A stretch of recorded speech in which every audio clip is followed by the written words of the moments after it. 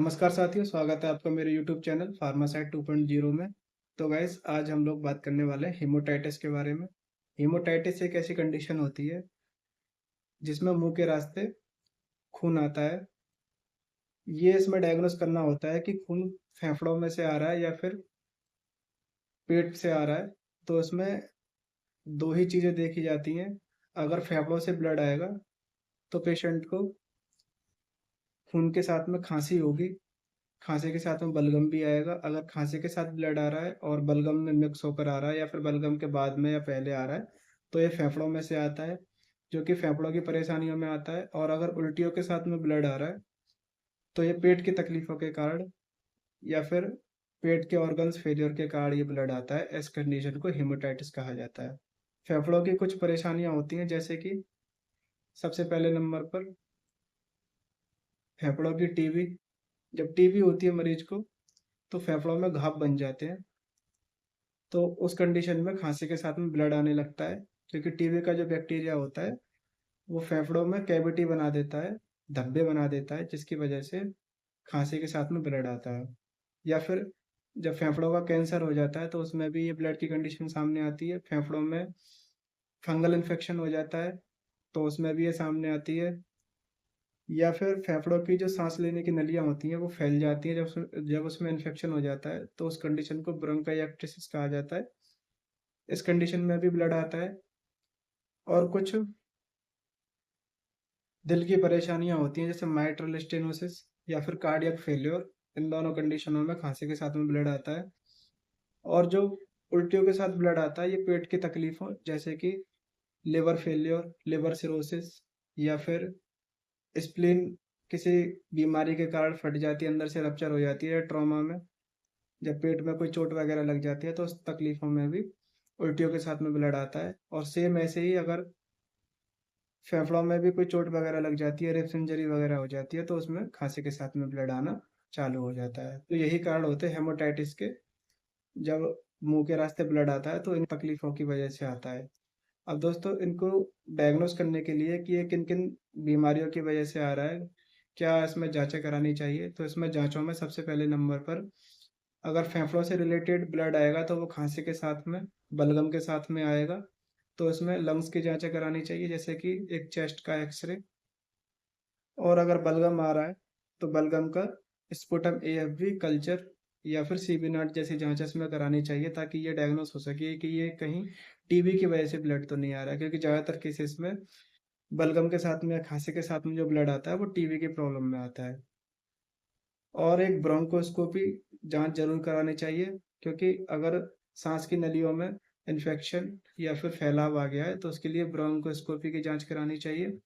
और कुछ blood test जैसे कि सीबीसी, ईएसआर, प्लेटलेट काउंट, बीटीसीटी और पीटीआईएनआर जैसी जांचें इसमें जरूर करा लेनी चाहिए। और अगर पेट की तकलीफों की वजह से उल्टियों के साथ में ब्लड आ रहा है तो उसमें पेट का अल्ट्रासाउंड, अगर अल्ट्रासाउंड में लिवर सिरोसिस की कंडीशन सामने आ रही है तो उसमें एक एंडोस्कोपी की जांच जरूर करा लेनी चाहिए। क्योंकि लिवर सिरोसिस में क्या होता है, जो पोर्टल हाइपरटेंशन की कंडीशन हो जाती है, जो पेट की नसें होती हैं वो फट जाती हैं, तो उसकी वजह से ये तकलीफ़ें सामने आती हैं। तो इसमें पेट का अल्ट्रासाउंड और एक सीटी स्कैन जैसी जाँचें इसमें करा लेनी चाहिए। और ब्लड टेस्ट जो होते हैं वो सेम ऐसे ही कराने होते हैं, जैसे कि सीबीसी, ईएसआर, प्लेटलेट काउंट और बीटीसी, टीपीटी-आईएनआर जैसी जाँचें। जो मैं आपको इसका इलाज बता रहा हूँ हेमेटाइटिस का, वो दोनों ही कंडीशनों में सेम होता है, चाहे वो लंग्स में से ब्लड आ रहा हो या फिर पेट में से ब्लड आ रहा हो। तो उसके ट्रीटमेंट में सबसे पहले नंबर पर जब पेशेंट को ब्लड वगैरह ज़्यादा बाहर आ जाता है तो हाइपोटेंशन की, बीपी कम होने की परेशानी, कमजोरी, वीकनेस जैसी स्थितियाँ होती हैं। या फिर कभी-कभी पेशेंट मुंह से पानी नहीं पी पाता है तो उसमें आईवी फ्लूइड जैसे RLD5, डीएनएस, आइसोलाइट एम जैसी बोतलें लगा देनी चाहिए। और ब्लड रोकने के लिए इंजेक्शन वॉट्रोपेज या फिर एथेमसेलेट एक एम्पूल 8-8 घंटे के बाद में देना चाहिए। सेकेंडरी बैक्टीरियल इन्फेक्शन को, जीवाणु के इन्फेक्शन को रोकने के लिए दो तरह की एंटीबायोटिक्स इसमें प्रेस्क्राइब कराई जाती हैं, जिसमें सबसे पहले नंबर पर मोनोसेफेसिविर और एक अमिकासिन, दोनों इंजेक्शन दिन में 2 बार सुबह शाम दिए जाते हैं। अगर इनके बावजूद भी ब्लड आ रहा है तो एक एम्पूल डाइजीपाम का, जिसमें 1 ml डाइल्यूट करके डिस्टिल वाटर में 1 ml का 5 ml करके स्लो IV देना चाहिए, जिससे पेशेंट को नींद आ जाती है। और चाहे पेट से उल्टियों के रास्ते खून आ रहा हो या फिर फेफड़ों के रास्ते आ रहा हो, तो उससे क्या होता है, खून आने की परेशानी दूर हो जाती है, मरीज को नींद आ जाती है। तो ये इंजेक्शन इसमें देना चाहिए। और जो बाकी का 1 ml इंजेक्शन होता है, ये बोतलों में लगा देना चाहिए, चाहे कोई सी भी बोतल लग रही है उसमें डाल देना चाहिए। अगर उल्टियाँ हो रही हैं तो उल्टियों के लिए इंजेक्शन एमसेट 1 एम्पूल 8-8 घंटे के बाद में देना चाहिए। तो ये सारा ट्रीटमेंट दोनों ही कंडीशनों में सेम दिया जाता है।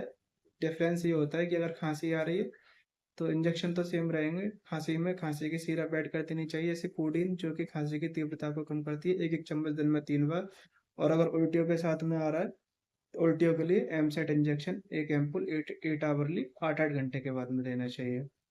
और अगर सांस वगैरह फूल रही है तो डेनिकाइलिन 1 ml IV 8 आवरली देना चाहिए। तो ये दोनों ट्रीटमेंट सेम दिए जाते हैं।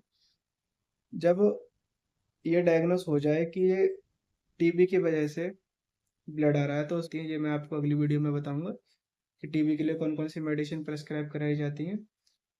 और अगर पेट के रास्ते लिवर सिरोसिस या फिर लिवर की कंडीशन, स्प्लीन की कंडीशन, या पेट में कोई और ट्रॉमेटिक कंडीशन के कारण ब्लड आ रहा है, तो उसके लिए भी एक वीडियो बनाऊंगा, उसमें भी बताऊंगा कि ये इसमें कौन कौन सी जांचें और दवाइयाँ दी जाती हैं।